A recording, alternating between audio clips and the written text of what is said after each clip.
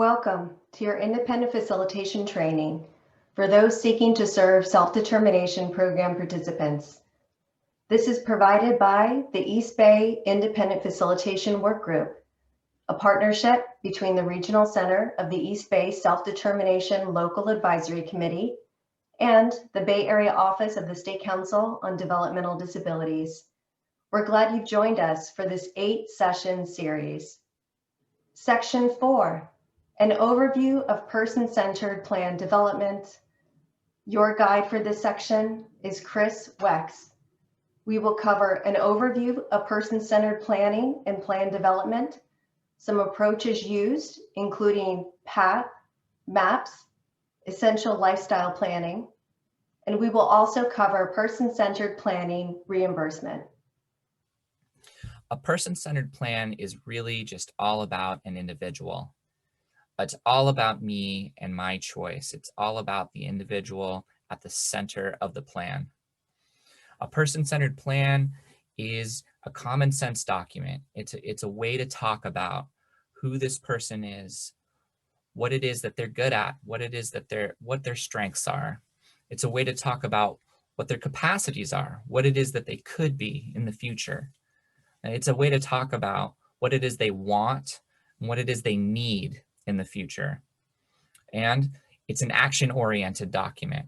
It's a way to talk about exactly what it is that needs to be done in order to get that individual from where they are now to where they wish to be in the future. And finally, it's a communication document. It's a document for the larger community, for the circle of support, for the people around that individual, to tell those people what it is that person is going to need, who it is that that person works best with, who it is that that person wants to have in their life. So these are the central questions when it comes to what a person-centered plan really is. A lot of misnomers surround a person-centered plan. So a few things that a person-centered plan is definitely not. A person-centered plan is not an attempt to fix a person. It's not an attempt to create a plan that will change a person. It's not a behavior plan. This is a plan that is for the individual and for the community to support that individual's wishes. But it is not any of these things that you see here. It's not a standardized process. And we will go through a few common approaches to person-centered planning, but no matter what you do when working with an individual developing their person-centered plan, it's not going to be the same for every individual. So take all of these processes and methods with a grain of salt. And finally, it's definitely not an opportunity to communicate what an individual is bad at by labeling them a behavior problem or something else. It's designed to be a very positive process. Underlying person-centered planning is a belief that an individual deserves to have and ought to seek their ideal future. Some of the problems that an individual has in their life may have been characterized as problems that need to be fixed in themselves, but person-centered plans allow an individual and a team of people working with them to look outside of that narrow window and to see what could be possible if the individual and the team work together towards a common goal. And in all of this, encapsulated in this, are many of the principles of self-determination, principles like self-actualization, freedom, autonomy, independence, and some of the things that you see here. When you talk about doing a person-centered plan, you talk about what is important to that individual, what it is they need and want now and in the future, and what it is they need and want in terms of supports that will allow them to get there.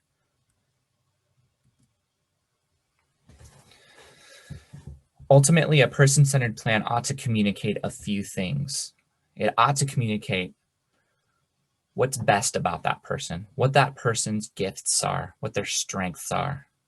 It ought to communicate what that person's vision for their life is, what their best future looks like.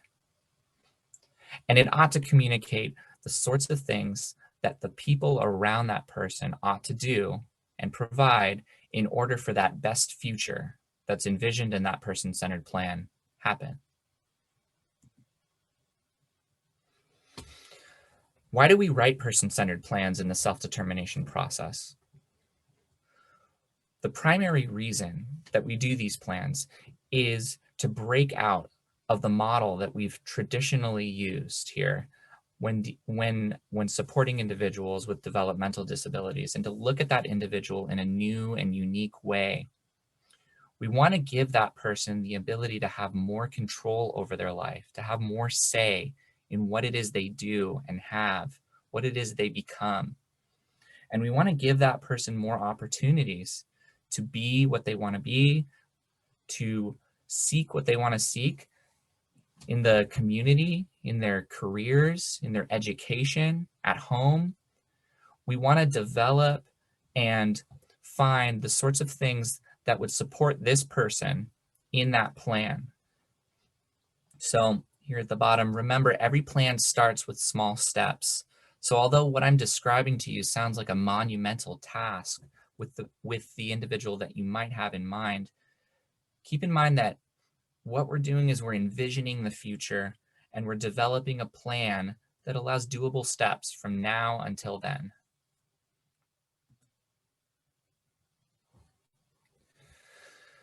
Most person-centered plans start off with a person-centered description of some sort. A person-centered description can look many different ways, just as a person-centered plan can look many different ways. But what many person-centered plans require is a description of who the person is to start with. This description can involve their strengths. It can involve their qualities, what it is they like, what it is they think about, what's most important to them, what it is that success would mean to them, and also, what does a good day look like? What does a bad day look like? These are the sorts of things that we might describe in a person-centered description.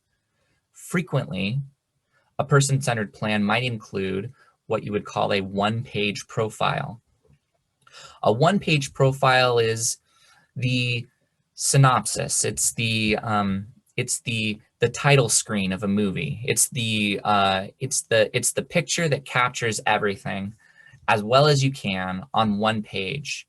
If someone were to look at a person's person-centered plan and they were only to look at one page, what can you do as an individual to describe that individual as best you can in one page? Person-centered plans often have these person-centered descriptions in one-page plans as a means of consolidating some of the detailed information that might be contained in a multi-page plan, in a 15, 20, 30-page plan. So these one-page profiles are often useful for creating an overall sense of what that individual is like, where it is they want to go, where it is they don't want to go, and what kinds of supports they need getting there. A one-page profile, continuing here, frequently contains a number of key elements, and you can see some of those here. Key elements of a one-page profile would include the personalization of that one-page profile. So pictures of the person, perhaps pictures of what they love and like in their life, favorite television shows, favorite images, favorite pictures of their family and friends. The one-page profile might also contain images about or descriptions of what a person likes and admires about that person. Frequently, many people in a person's life are queried about what it is they like about the person whose plan is being written. And a list of likes and admires are given here. This is done in part to give the individual the sense of the community that's being built around them, and that this is everything that the community around them sees about them. It's a positive and it's an uplifting element of the person-centered plan and of the one-page profile.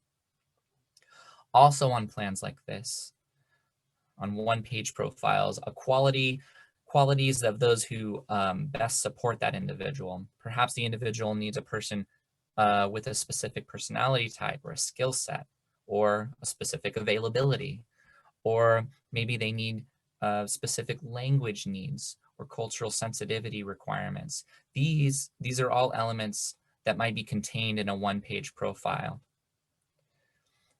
In short, a one-page profile gives everyone the best synopsis you can on one page of how to help an individual live their best life.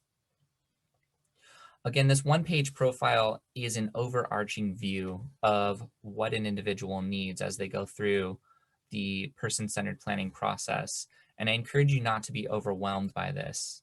The one-page profile is often the culmination of the person-centered planning process, not the start, so I encourage you not to be overwhelmed in the development of this. I encourage you to think about it in steps, and I encourage you to understand that this is the end result of a person-centered plan, not the start.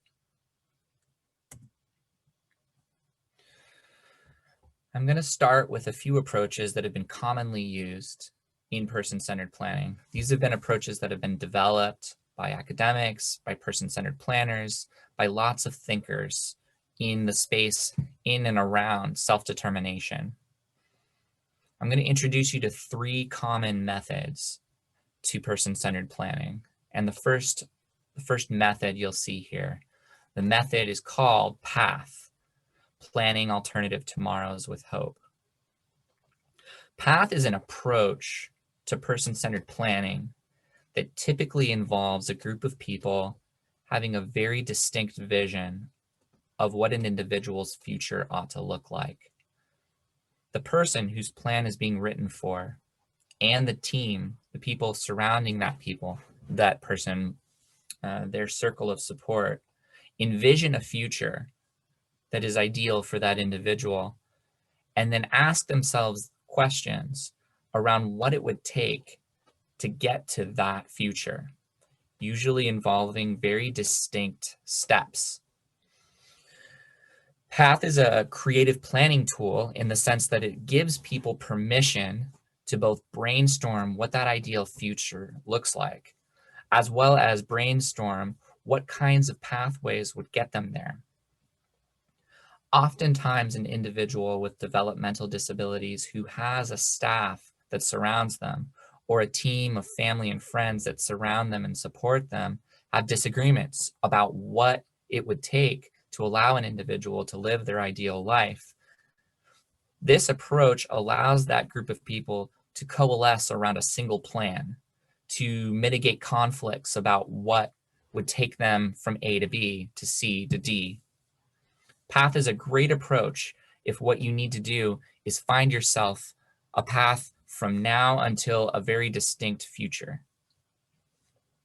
So PATH is one approach that I'd encourage you, if you're interested in person-centered planning as a component of the self-determination program. If the person that you're supporting is in need of a distinct, creative, and mission-directed planning tool to get them from now into to a specific future that they need. There are some misnomers about PATH as a planning tool for individuals. It is not a prepackaged set of steps. Many people see person-centered plans using the PATH methodology and think that they need to recreate that. PATH is a philosophical tool that basically allows an individual to envision a future and then brainstorm with their team the ways in which to get there. PATH is not a guarantee. PATH is not a test. PATH is merely a thinking methodology that allows you to help an individual get from now until their preferred future.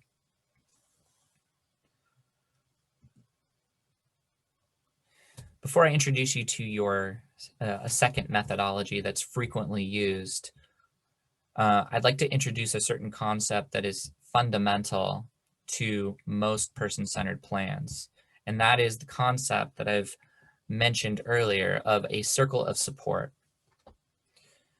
We all have family and friends in our life. We all have that barista that gets us that coffee on a regular basis. We all have gym instructors. We all have teachers or employers. There are people that are in our lives that support us in one way or another. And these people are your circle of support. An individual writing a person-centered plan, being supported in that way by you, are usually going to need to identify who their circle of support consists of. Some of these people are going to be very close to that person, close family members, close friends, the people that they interact with on an everyday basis and are absolutely essential to their life. And some of these people are going to be a little more distant from that person.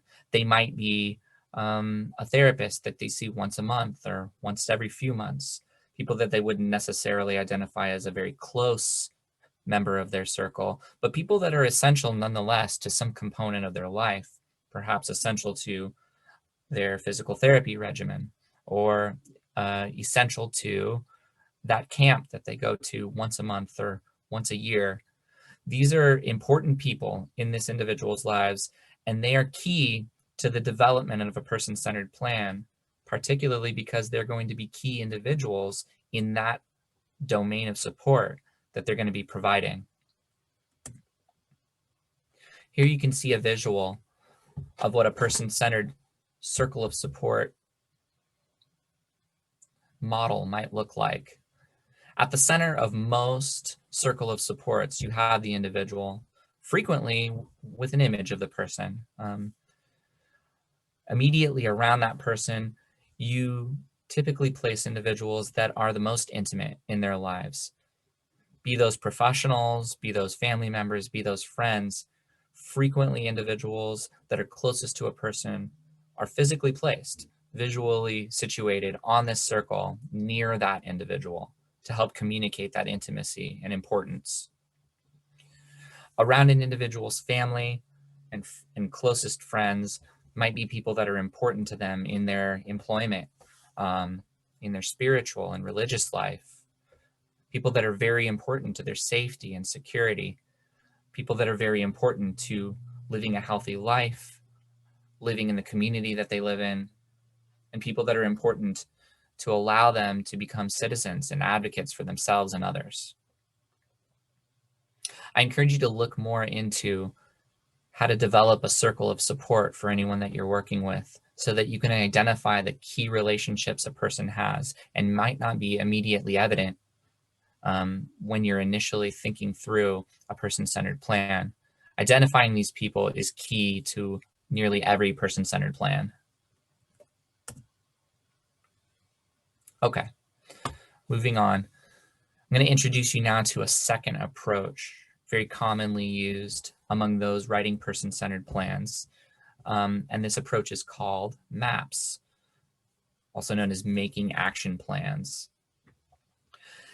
And this is an approach also very action-oriented, very mission-oriented, that allows an individual to envision futures for themselves, both positive and negative, and develop approaches that are going to allow them to get to that optimal vision of their life and avoid those negative visions for their life.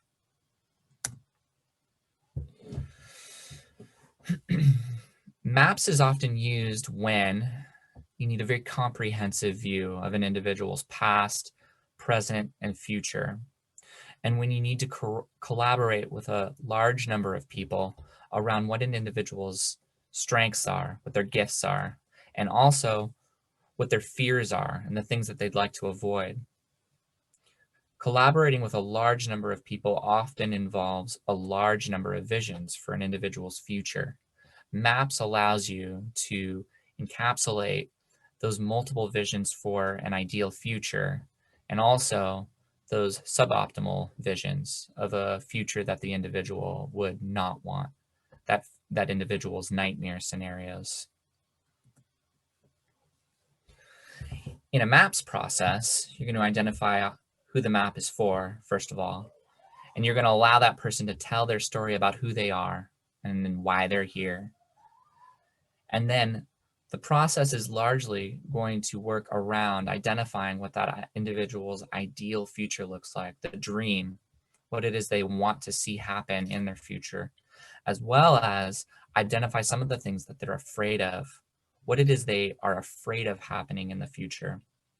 Person-centered planning often involves individuals who are afraid that the future that they're currently on is not headed where they want it to be. So MAPS is frequently useful for clearly identifying that negative future and taking steps to avoid it.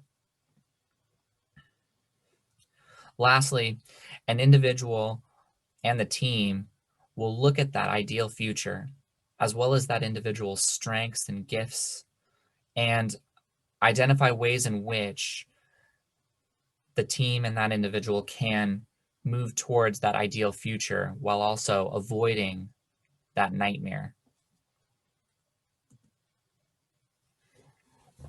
The action plan is the key component of a MAPS plan. The action plan ought to be set with goals that are known as SMART goals. Specific, the goal is something that you can identify clearly. Measurable, it's something that you're going to be able to determine is true or false at a given point in time. It's achievable, as in it's realistic and you can actually get there. And it's realistic, similarly achievable, and also within the domain of what the individual has at their disposal, as well as the team's disposal. And time-bound, meaning that the goal has a specific deadline. So when you're using a MAPS plan, you're going to need to organize quite a bit, including your team, and develop a few stages of the process. The priorities for the discussion in any given person-centered planning session with that individual's team is going to revolve around those ideal futures and those nightmare scenarios, the strengths and gifts and attributes of an individual that the team enjoys and admires. And in separate sessions, action plans that are going to allow that individual to get from where they are now to that preferred future, and where they are now while avoiding that dispreferred future. Thirdly, I'm going to introduce you to a different methodology for person-centered planning known as ELP, or Essential Lifestyle Planning.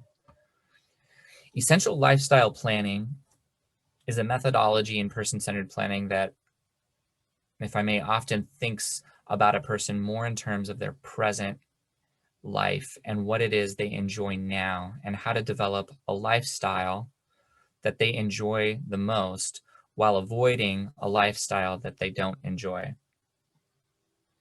The process is very interrogative in its approach, meaning that individuals are often spoken with and interviewed about what an individual loves and enjoys, what an individual does not enjoy, how an individual has their best day versus their worst days, and what sort of tactics or approaches allow an individual to have those best days and avoid those worst days.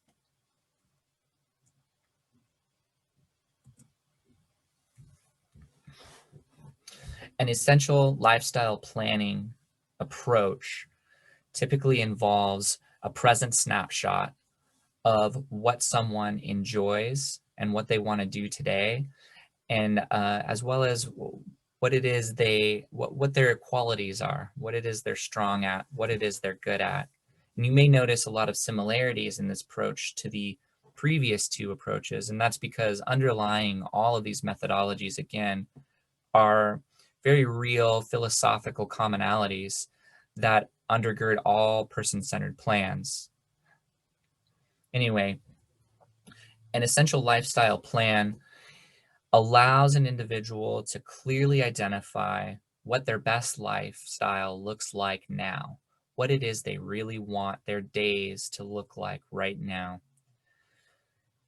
The approach to understanding that lifestyle can be relatively flexible, but it generally involves interrogation and discussion with individuals in a person's life, their circle of support, as well as the individual themselves, to allow that individual to clearly see and communicate what their best daily life looks like. These plans are ultimately developed in order to adopt a set of approaches that are going to allow more good days and fewer bad days in that person's life. But it also balances a number of things, including the things that are important to that person, what that person wants for their life, with things that are important for that person, such as mitigating safety concerns and health needs that that individual has that might sometimes come in conflict with the things that are important to them.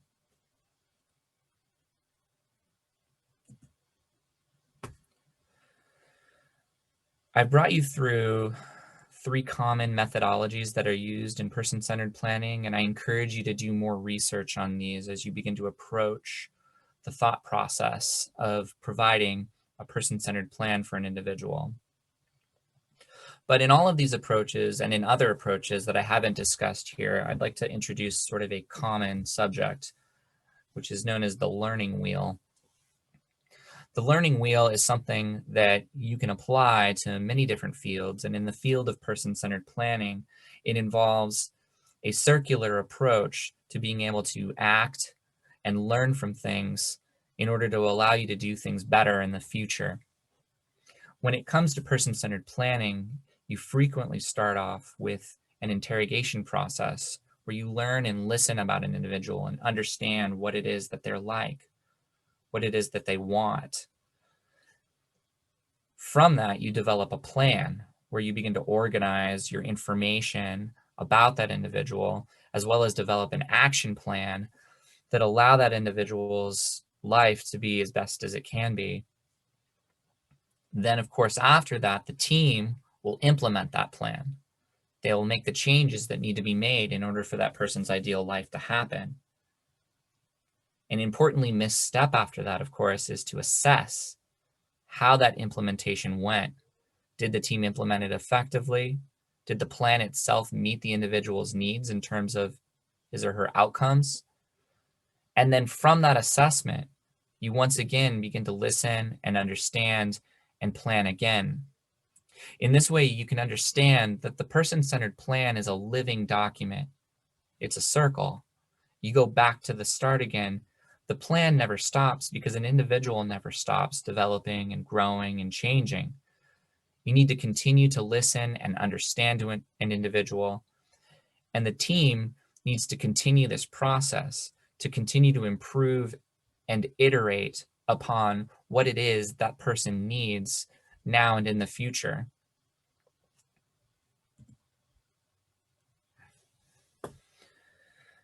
So I've introduced some large philosophical concepts and some frequently used methodologies when developing good person-centered planning. But some of the logistics of simply writing the plan need to be talked about here. And so it's important to note that good plans are organized. They have a process to them. They're able to effectively capture and communicate and organize the information that's communicated. All of the interviews in the world with an individual's circle of support are all for naught if you can't effectively capture that information, communicate it to that circle of support and the individual, and turn that information into action that's going to allow that person to live that best life that we're shooting for.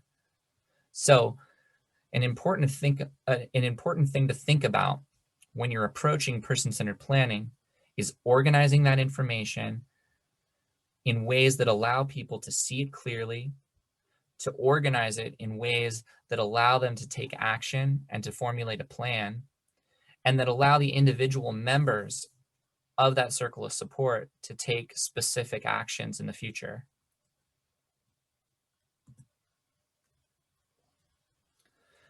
So let's bring it back a little bit. If we're simplifying what person-centered planning is really about, a person-centered plan is about a person. It's about what that person is like. It's about what that person's history is. It's about what that person is good at.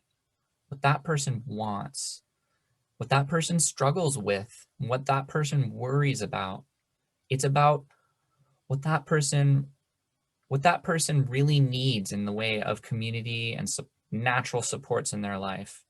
They really need their sister. They really need their personal care attendant. They really need a physical therapist. Identifying who those key people are that are important to that person's preferred future is really what person-centered planning is about. In this way, person-centered planning is really fundamentally very simple. It gets away from what it is that an institution is able to provide, what it is that a day program is able to provide, what it is that a therapist or a teacher is able to give, what it is that other people want that person's life to look like, what it is that even family members or friends want that person's life to look like. Ultimately, the process of person-centered plan identifies who that person is, what that person wants, and how to help that individual get from where they are now to what they want in the future, while also managing some of the important considerations about that individual's health and safety, and making sure that they not only live the best life that they can imagine, but also a life that protects them so that they can continue in the future. And then lastly, a person-centered plan comes up with a set of action steps that allow that individual and their team to put that plan into effect. So I've introduced you to an overview of what person-centered planning is, as well as some basic methodologies about how people in the past have implemented person-centered plans, methodologies that have been successful in the past that you should probably consider utilizing or at least learn more about.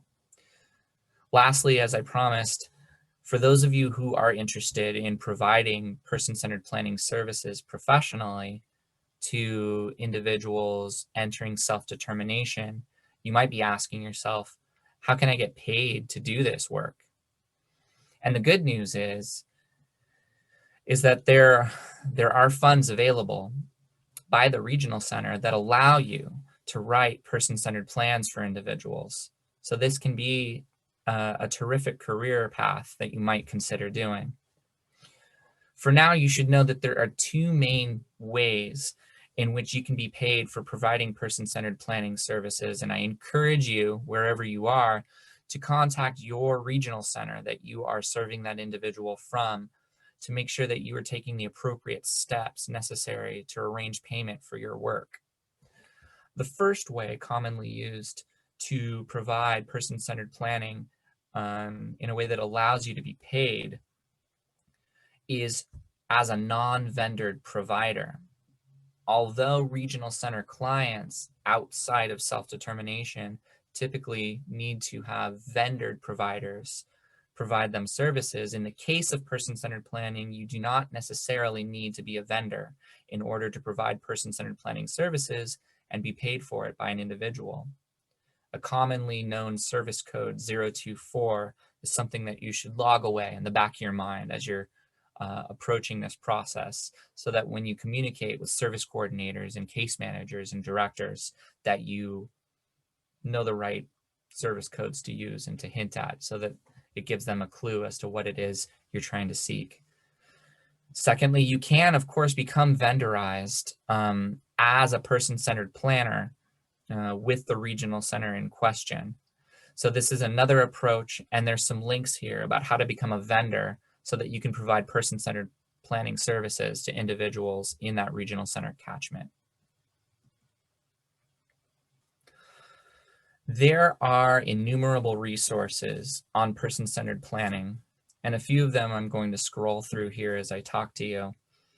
It's important to know that person-centered planning and person-centered thinking, a commonly associated phrase, are very, very deep fields that have people that have thought for decades on this. Even before self-determination in the state of California was an idea, person-centered planning and person-centered thinking was a philosophical movement. As such, there are a lot of interesting and useful resources, papers, and tools that you can consider using when approaching the person-centered planning process. So I encourage you to do some research with an open mind and begin to just think about what it is you might want to include in your person-centered planning process.